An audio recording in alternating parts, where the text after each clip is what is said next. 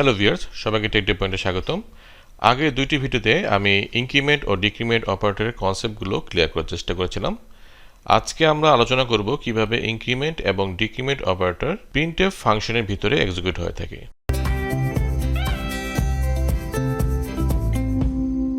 আমরা জানি যে printf একটি ফাংশন যেটা অলরেডি সি লাইব্রেরিতে ডিফাইন করা আছে, আর আমরা printf ফাংশনের ভিতরে কমা দিয়ে দিয়ে যেসব ডাটা পাস করছি এগুলোকে বলা হয়ে থাকে প্যারামিটার। ফাংশন কি, প্যারামিটার কি, এগুলো নিয়ে আমরা পরবর্তীতে ডিসকাস করব ডিটেলস ভাবে। আজকে আমরা এটুকু বুঝি যে printf একটি ফাংশন এবং এর ভিতরে যেগুলো আমরা ডাটা পাস করছি কমা দিয়ে দিয়ে সেগুলোকে বলা হচ্ছে প্যারামিটার। সি প্রোগ্রামে একটি ফাংশনের প্যারামিটার কোন ওয়ার্ডারে ইভ্যালুয়েট হবে তা ডিপেন্ড করে আমরা যে কম্পাইলার ইউজ করছি তার ইমপ্লিমেন্টেশনের উপরে। সো এই ইভ্যালুয়েশনটা হতে পারে লেফট থেকে রাইটে অথবা রাইট থেকে লেফটে। সাধারণত বেশিরভাগ কম্পাইলার কি করে, printf ফাংশনে যেসব প্যারামিটার থাকে সেগুলোকে রাইট থেকে লেফটের দিকে এক্সিকিউট করে থাকে।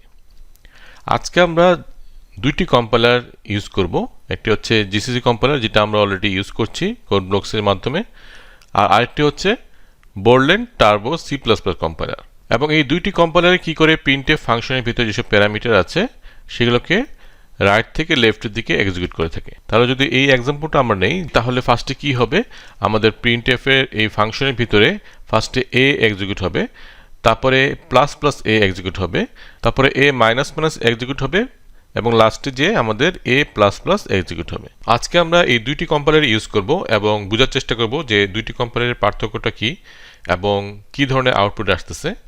এখন আমরা দেখি যে বোরল্যান্ড সি++ এ printf ফাংশনের ভিতরে এই ইনক্রিমেন্ট এবং ডিক্রিমেন্ট অপারেটরগুলো কিভাবে এক্সিকিউট হয়ে থাকে। সো এখন আমরা একটি সিম্পল এক্সাম্পল নেই যে আমরা a = 10 অ্যাসাইন করেছি এবং এর বিভিন্ন ভ্যালু আমরা printf ফাংশনের মাধ্যমে প্রিন্ট করার চেষ্টা করছি। এখন এই ক্ষেত্রে আমাদের ইনক্রিমেন্ট এবং ডিক্রিমেন্ট অপারেটর কিভাবে কাজ করবে। সো আমরা এক্সাম্পলটা দেখছি হচ্ছে বোরল্যান্ড টার্বো সি++ কম্পাইলার ক্ষেত্রে।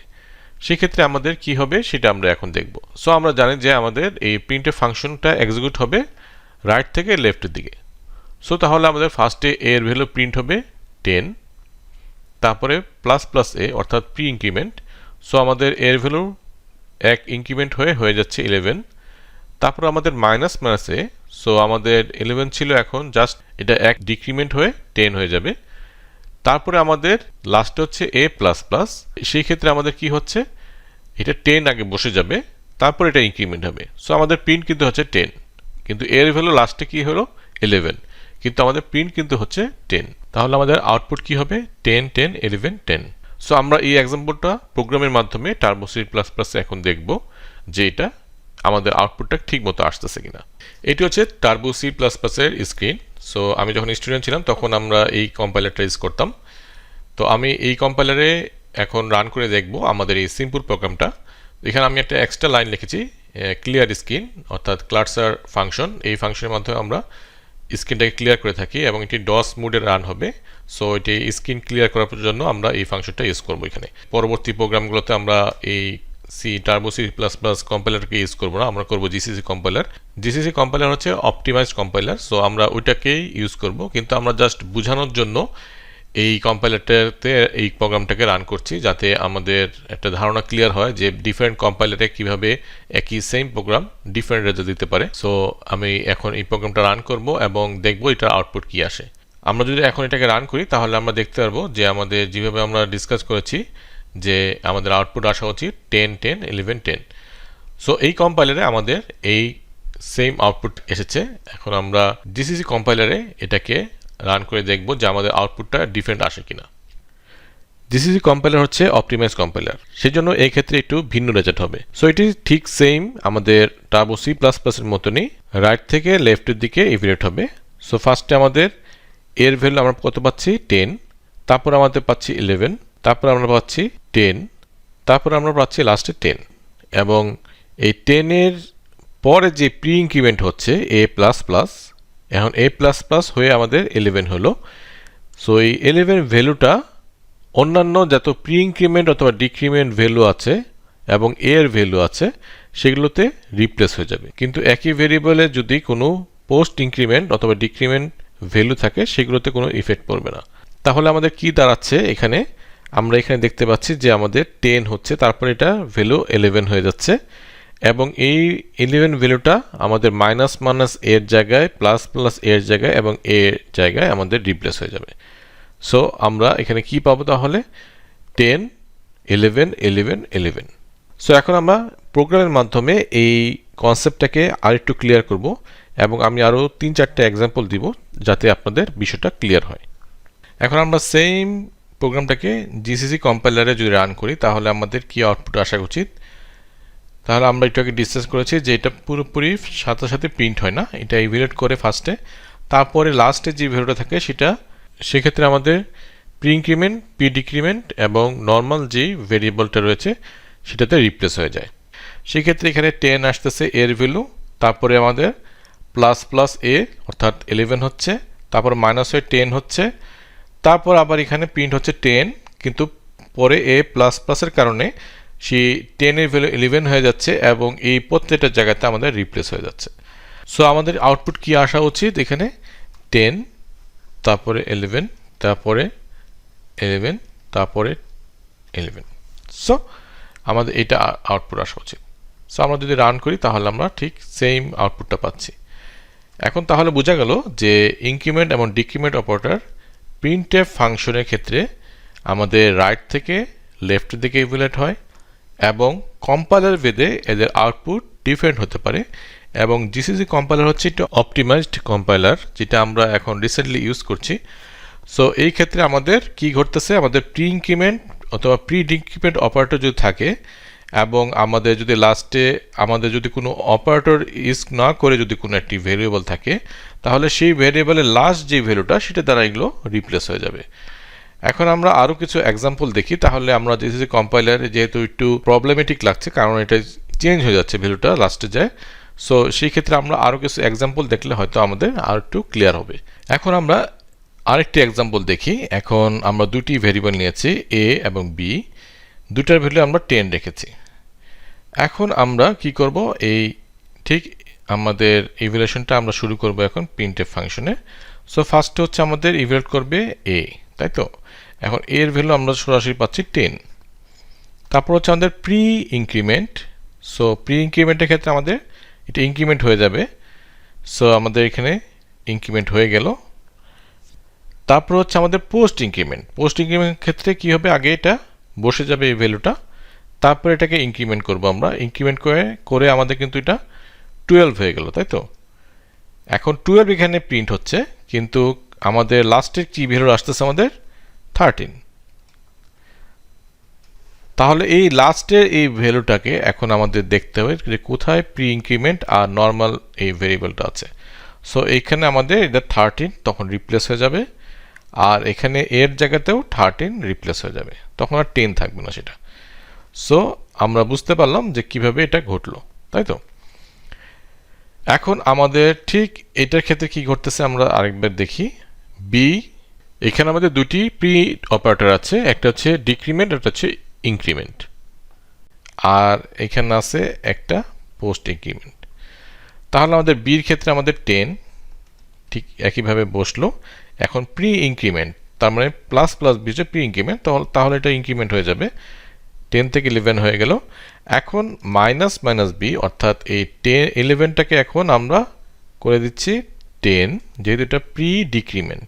সো এটা ডাইরেক্টলি এটা এখন ডিক্রিমেন্ট হয়ে যাবে এবং বসে যাবে সেই ভ্যালুটা। এখন হচ্ছে আমাদের 10 পাচ্ছি আমরা বি এর মান। এখন বি এর মান যেহেতু 10, আমাদের 10ই এখানে বসবে, কিন্তু এটি পোস্ট ইনক্রিমেন্ট, তাহলে আমাদের লাস্টে যায় 10 এর মানটা 11 হয়ে যাবে। সো পোস্ট ইনক্রিমেন্ট পরে যায় কিন্তু ইনক্রিমেন্ট হয়ে গেল বি এর ভ্যালু, এখন 11 হয়ে গেল। এখন মাইনাস, এখন আমাদের খুঁজতে হবে যে কোথায় কোথায় প্রি ইনক্রিমেন্ট ডিক্রিমেন্ট এবং নর্মাল ভ্যালু আছে। সো আমাদের এখানে প্রত্যেকটা জায়গাতে কিন্তু এখন এই লাস্ট যে ভ্যালুটা সেটা এখন বসে যাবে। সো 11 হয়ে যাবে, এটা 11 ছিল 11ই থাকবে, অর্থাৎ এটা রিপ্লেস হবে, কিন্তু যেহেতু 11 ছিল আগে সো এটা রিপ্লেসটা বোঝা যাচ্ছে না। সো আর এখানেও কিন্তু এখন 11 হয়ে যাবে। এখন যদি এটাকে আমরা রান করি তাহলে আমরা দেখি যে আমাদের আউটপুটটা ঠিক আসছে কিনা। সো আমরা দেখতে পাচ্ছি যে আমাদের আউটপুট কিন্তু ঠিক আছে, তাই তো। সো প্রিন্টটা কিন্তু হচ্ছে এইভাবে। সো যেহেতু এটা প্লাস প্লাস এ, সো এটা আগে প্রিন্ট হচ্ছে, তারপর 11 হচ্ছে, তারপর 13, তারপরে হচ্ছে আমাদের এখানে কিন্তু এটা 11 10 হচ্ছে, 11 প্রিন্ট হবে না, 10 হচ্ছে, এবং তারপরে কিন্তু সবগুলা 11 প্রিন্ট হচ্ছে, কারণ কি এটা লাস্ট ভ্যালুটা দ্বারা রিপ্লেস হয়ে গেছে। সো আশা করি বোঝা গেছে যে আমরা কিভাবে এই printf ফাংশনে আমাদের ডিক্রিমেন্ট এবং ইনক্রিমেন্ট অপারেটরটা কাজ করছে। এখন আমরা আরেকটু কমপ্লেক্স এক্সাম্পল দেখি, তাহলে আরেকটু ক্লিয়ার হবে। এখন আমরা কি করব, এখন আমরা a আর b এই দুইটি অপারেটরই ইউজ করব। এখন b ইকুয়ালটা আমরা করে দিলাম a প্লাস প্লাস, তারপর আমি এটাকে প্রিন্ট করব।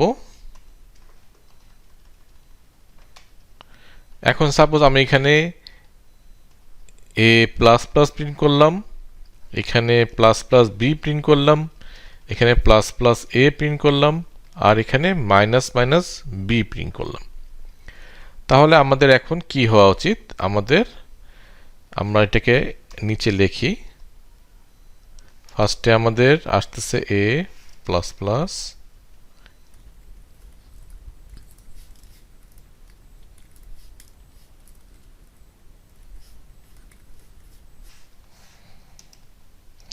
সো এখন আমাদের কি ঘটা উচিত, এখন আমাদের ফার্স্টে এটাকে আমরা বের করব যে আমাদের কত আসতেছে b এর মান।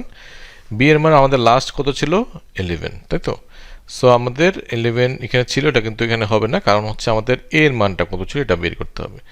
লাস্টে আমাদের a এর মান ছিল কত, আমরা এখান থেকে পাচ্ছি 13, তাই তো? তাহলে আমাদের a এর মানটা b তে বসবে, তাহলে b ইকুয়াল টু কিন্তু 13 হয়ে গেল। তারপরে কিন্তু a এর মানটা আমাদের প্লাস প্লাস হচ্ছে, তাহলে a এর মানটা এটা যখন এক্সিকিউট হয়ে যাবে তখন a এর মান কত হবে 14। ওকে, সো a এর মান 14 হয়ে গেল, আর b এর মান 13 হলো। কিভাবে হলো, আমাদের এখানে a এর মান 13 ছিল, যেটা পোস্ট ইনক্রিমেন্ট, সো আগে a এর মানটা b তে বসবে, সো এটা 13 হলো। তারপরে এই লাইনটা যখন এক্সিকিউট হবে তখন a এর মান কিন্তু 14 হয়ে গেল। এখন হচ্ছে মাইনাস মাইনাস b, এখন আমাদের b এর মান ছিল 13, তাহলে যেহেতু প্রি ডিক্রিমেন্ট, সো এটা আগে 1 কমে যাবে। প্রি ইনক্রিমেন্ট এর ভ্যালু ছিল 14, এখন হয়ে গেল 15। তারপর হচ্ছে প্রি ইনক্রিমেন্ট b এর ভ্যালু, এখন b এর ভ্যালু ছিল হচ্ছে 12, এখানে লাস্টে আমাদের 12 ছিল, সো আমাদের প্রি ইনক্রিমেন্ট হয়ে এটা হয়ে যাবে 13। এখন a এর ভ্যালু হচ্ছে আমাদের a plus plus, so a plus plus বলতে আমাদের কি বোঝাচ্ছে, এর ভ্যালু আমাদের ছিল 15, সো 15 বসে যাবে, তারপরে যা এটা 16 হবে। আর এইখানে কিন্তু আমাদের প্রি ইনক্রিমেন্টের লাস্টে b এর ভ্যালু কত, আমাদের 13 কিন্তু, তাই তো?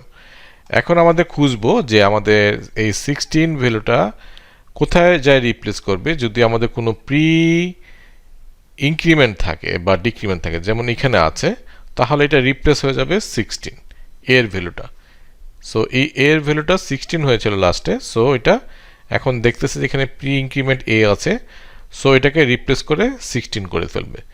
ঠিক এখানে b প্লাস প্লাস ইনক্রিমেন্ট ছিল, সো 13 থাকতেছে, কিন্তু আমাদের এখানে একটা ডিক্রিমেন্ট আছে, তাই তো? সো এখানে ভ্যালুটা আমাদের রিপ্লেস হয়ে 13 হয়ে যাবে। তাহলে এটার ভ্যালুটা, এটার আউটপুটটা কত আসবে আমাদের, 15 13 16 13, এটা আমাদের আনসার হওয়া উচিত। সো আমরা এটাকে রান করি, তাহলে আমরা দেখতেছি যে ঠিক আছে 15 13 16 13। সো আশা করি বোঝা গেছে যে আমাদের কিভাবে printf ফাংশনে এই ইনক্রিমেন্ট এবং ডিক্রিমেন্ট অপারেটরটা কাজ করছে। এখন যদি আরো আমরা কমপ্লেক্স করতে চাই, তাহলে আমরা কমপ্লেক্স করতে পারি। সো আশা করি আমরা এইটুকুই রাখি আপাতত, আপনাদের জন্য অ্যাসাইনমেন্ট থাকুক, যাতে আপনারা এটাকে আরেকটু ইভ্যালুয়েট করতে পারেন, আরেকটু অ্যানালাইসিস করতে পারেন, এবং আমি পরবর্তীতে এই অ্যাসাইনমেন্টের আনসারটা দিব। সো আপনাদের জন্য এই অ্যাসাইনমেন্টে থাকলো এটার আনসার কি হবে এবং কেন হবে সেটা নিয়ে আপনারা একটু অ্যানালাইসিস করেন। আশা করি ইনক্রিমেন্ট এবং ডিক্রিমেন্ট অপারেটরটা ফুল ক্লিয়ার হয়েছে, এবং আমি 3টি ভিডিও বানিয়েছি এটার উপরে, কারণ এটা ইম্পর্টেন্ট অপারেটর। সো এখানে যেসব কনসেপ্টগুলো ক্লিয়ার হওয়া দরকার ছিল, চেষ্টা করেছি এই 3টি ভিডিওতে আমি এই প্রত্যেকটি কনসেপ্টকে ক্লিয়ার করার। কারো যদি কোথাও বুঝতে সমস্যা থাকে প্লিজ আমাকে জানান, আমার ফেসবুক গ্রুপে, আমার ফেসবুক পেজে, অথবা এই কমেন্টের মাধ্যমে, এবং চ্যানেলটি সাবস্ক্রাইব করতে ভুলবেন না। আজকের জন্য আল্লাহ হাফেজ।